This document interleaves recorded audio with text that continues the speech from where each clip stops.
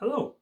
For this video, I thought I'd share with you a bit of reading, I suppose, I've been doing over the past week, and it's a paper that I must read at least 3 times a year. It sits close to my heart anyway. It's written by a couple of Canadian psychologists in 2014 called Daniela Nahon and Nedra Landra. And the paper's called The Integrity Model, Working with Men, Their Intimacy Issues, and Their Search for Community. And I guess what they're talking about with the intimacy issues is it is really pushing against this idea that men are emotionally deficient and struggle to talk about their emotions. And instead, they present case studies of times when they've managed to help men, but also they apply this model to men and women and so on. But help men open up, understand their emotions, understand their life, understand their actions, understand the impact they're having on other people by placing values at the centre of their work, by encouraging people to explore the values that underpin the actions that they take on a day-by-day basis. And what I quite like about it is twofold. One is the challenge to try and be mindful on a moment-by-moment basis of the values that we are seeking to fulfill in our relationships with other people, our relationships with ourselves, and whatever it is else that we're doing that day. But the other thing I like about it though is that they talk about our values hierarchy.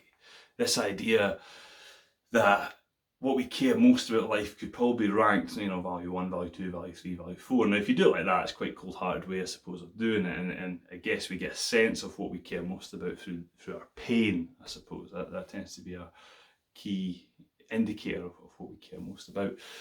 And the big point is, like, look, you can't have two values at first point in some way. I mean, 1 and 2, if you're going to be pedantic, are probably going to be equals or similar amounts of pain, I suppose. But one value probably supersedes all the rest of them. And of course, that might change over time as we grow and develop and context and circumstances change.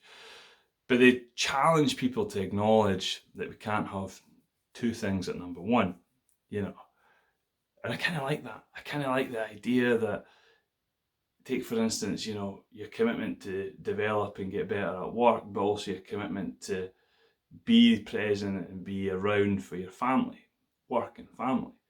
Those are two values, and at different times they're going to clash. But one's got to give and one has to be expressed, if you like, or be fulfilled. And I like that because I think that highlights the inherent anxiety that maybe comes with trying to live a value-led life, but also, as part of the integrity model, accepting the responsibility that falls on our shoulders in order to fulfill those values on a very day-by-day, almost monotonous basis.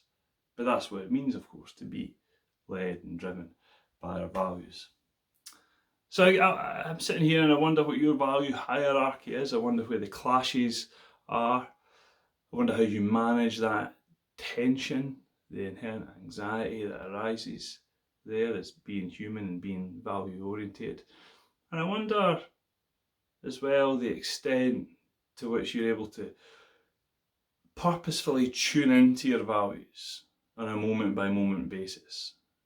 The extent to which you're fulfilling those values. I have a little notification that comes up on my phone, away or towards. Am I moving away from my values, or am I moving towards my values? And that comes up throughout the day as a wee prompt to try and promote some reflection, I suppose, on that. Maybe that's something you might try.